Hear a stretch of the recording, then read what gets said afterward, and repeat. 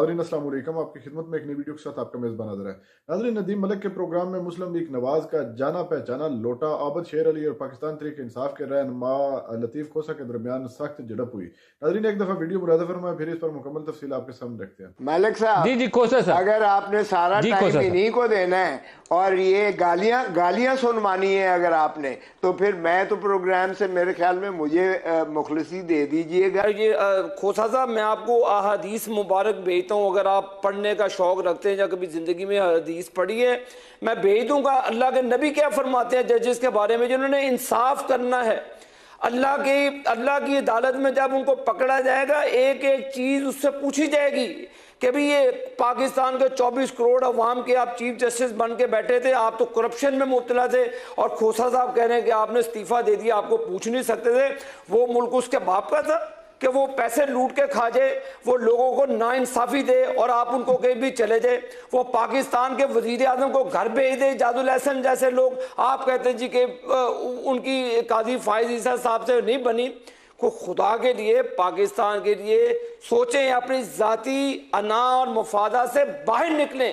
یہ کیسے ممکن ہو سکتا ہے کہ ایک جج غلط فیصلہ دے، پیسے لے کر، رشوت لے کر، اس کی آڈیو اور اس کی ویڈیو دونوں ریکارڈ کا حصہ ہو، اور یہ کہتے ہیں جی کہ مس کنڈکٹ ہو گیا، جج صاحب نے استعفیٰ دے دیا، اور ان کو اب وہ جج نہیں رہتے، پوچھ نہیں سکتے۔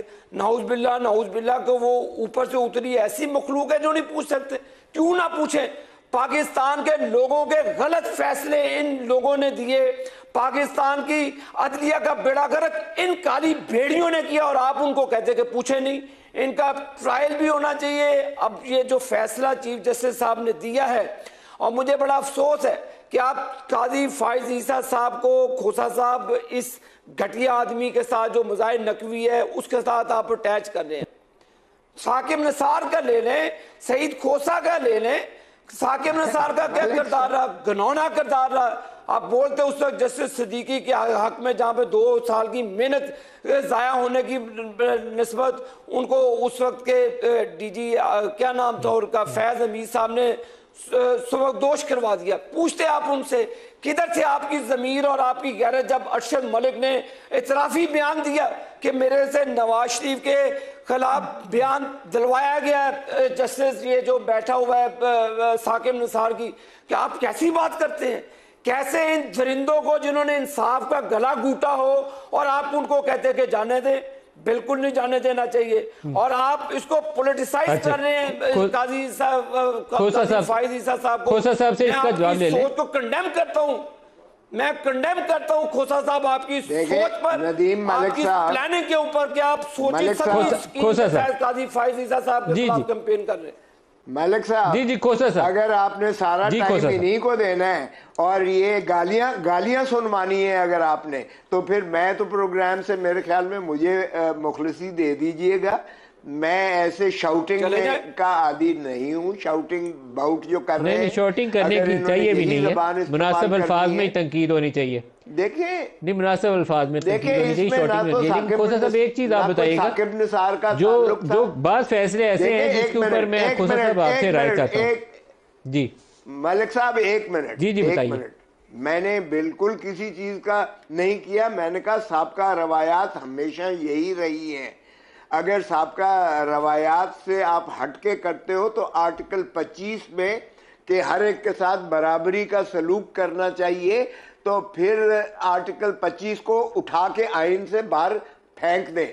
باقی رہا یہ، ان کو پتہ ہی نہیں ہے کہ ان پر الزام کیا تھا۔ ان پر کوئی ایسا الزام نہیں تھا کہ انہوں نے پیسے لے کے یا کرپشن کر کے کوئی غلط فیصلہ کسی کے حق میں دیا ہے یا کسی کو مفاد دیا ہے۔ ان کو پتہ ہی کچھ نہیں ہے کہ باتیں کیا تھیں اور کیا الزام اس پر لگائے گئے تھے۔ یہ میں اس لیے انتقامی کہہ رہا ہوں کہ اگر آپ اندھے کی طرح دیکھ بھی لیں کہ جی ایک اس نے جو ہے فلاں تاریخ کو خریدا تھا ایک مکان اور وہ 80 کروڑ کا تھا، یا اور اب جو ہے اس نے 10 سال 15 سال کے بعد بیچا ہے تو وہ 2 اربوں کا ہو گیا ہے، تو وہ ایسکلیٹڈ پرائس آٹومیٹکلی ہوتی ہے. یہ الزام اس پر تھا ہی نہیں. 45 سال کے بعد بھی ہم نے دیکھا کہ انصاف کے قتل کا خود سپریم کورٹ نے تسلیم کیا کہ انصاف کا قتل ہوا ہے. کھوسا صاحب جو 45 سال بعد فیصلہ ہوا ہے، میرا ایک سوال ہے، میں کل بھی پروگرام میں اٹھایا تھا، آج بڑا ہی مناسب ہے، آپ میرے ساتھ موجود ہیں، آپ سے میں اس پہ رائے چاہتا ہوں. کیا یہ سپریم کورٹ کے لیے مناسب نہیں ہوگا کہ وہ 45 سال پہلے جنہوں نے فیصلہ کیا تھا، جنرل ضیاء ہو یا اس وقت کے سپریم کورٹ کے جج ہوں یا مولوی مشتاق ہو، ان کے متعلق بھی ایک فیصلہ جاری کریں کہ ان کا رول کیا تھا، اس کی جانچ پرکھ کریں، اور اگر انہوں نے مس کنڈکٹ کیا ہے کسی کے دباؤ کے، کسی کے اشارے کے اوپر، کسی کی کال کے اوپر، کچھ بھی ایسا جس نے بھی کیا اس کے اوپر آرڈر پاس کریں، اس کو بتائیں کہ کیا ہوا تھا. یہ فیصلہ نہ صرف ذوالفقار علی بھٹو کے معاملے میں آنا چاہیے بلکہ اقامہ کے اوپر جو نواز شریف کا فیصلہ تھا اس کے اوپر بھی آنا چاہیے. اس کا 63A کا فیصلہ کیسے ہوا تھا اس کے اوپر بھی آنا چاہیے. بلے کا نشان کیسے گیا ہے پی ٹی آئی سے اس کے اوپر بھی آنا چاہیے. انصاف تو یہی ہوگا. کیا کہتے ہیں آپ؟ ملک صاحب بالکل میں آپ کی باتوں سے 100% متفق ہوں کہ یہ جو ہے بالکل پوسٹیومسلی ہونا چاہیے. ضیاء الحق کے خلاف یہ بالکل ہونا چاہیے، مولوی مشتاق کے ساتھ بالکل ہونا چاہیے، ان ججوں نے جنہوں نے پھانسی دی ہے ان کے خلاف بالکل ہونا چاہیے. اور یہ جو ہے تاکہ یہ آئندہ سے اس طرح کی رسم جو چل نکلی ہے وہ بند ہو. اور دوسری بات، خدا کا خوف کریں. 9 مئی اور 9 فروری کے درمیان جو کچھ ہوا ہے اس کو بھی خدا را 45 سال بعد انصاف مت دیجیے گا. ایک دوسرا پرائم منسٹر ہارٹ تھراب جو لوگوں کی دلوں کی دھڑکن ہے، اور ماشاءاللہ بیٹھے ہوئے ہیں عابد شیر علی صاحب، صفایا پھر رہا ہے فیصل آباد میں سارے، ان کے انٹیریئر منسٹر صاحب بھی بری طرح ہار گئے ہیں. آفرین ہے عوام کی، پاکستان کے عوام کی، کہ انہوں نے 8 فروری کو، اس کے باوجود کہ ہم سے بلہ چھین لیا گیا، اس کے باوجود کہ ہمارے امیدوار جو ہے وہ کیمپین نہیں کر سکے، میں خود نہ جلسہ کر سکا، نہ مجھے ریلی نکالنے دی گئی، نہ مجھے جلوس نکالنے دیا گیا، نہ کیمپین کرنے دی گئی، اور پھر بھی میں 45,000 ووٹوں سے 122 سے جیتا ہوں. ہم آگ کے دریا سے گزر کے اس وقت جو ہے، اور پھر بھی 8 فروری کو 180 سیٹیں ہماری جو ہے جیتی ہوئی، اور اگر ہمیں اقلیتی اور ہمیں خواتین کی نشستیں دیتے ہیں تو 235 پر ہم پہنچتے ہیں. سر خوش آئند فیصلہ ہے. میں ذوالفقار علی بھٹو کا یہ بہت خوش آئند فیصلہ ہے. ہم پہلے دن سے کہتے آئے ہیں کہ ذوالفقار علی بھٹو شہید ہے، اس کا عدالتی قتل ہوا ہے. سپریم کورٹ نے اپنے کلنگ سے تو ماتھے سے تو کلنگ کا ٹیکہ شاید صاف کرنے کی کوشش کی ہے، لیکن اگر انصاف دینا ہے اور اس کو چوہے بلی کے کھیل کو ختم کرنا ہے تو پھر آپ کی تجویز سے میں 100% متفق ہوں.